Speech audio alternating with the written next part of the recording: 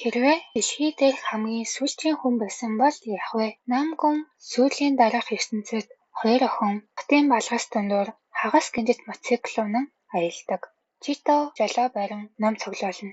Юрий буу өвч тэднийг хамгаалдаг. Тэд орхигдсан асар том хотын хоосон давхаргууд руу давирч хоол хүнс түлш хайсаар явдаг. Замдаа тэд хотын газрын зураг зурж буй нэрхтээ мөн хаягдал хэсэг ашиглан онгоц бүтээхийг олдож буй эмэгтэйтэй таалддаг. Тэд сүйрлийн дараа турсан учраас өмнө соёл иргэншил гэж юу байсныг ойлгодог. Тиймээс бүх зүйл тэдний хувьд анхных байдаг.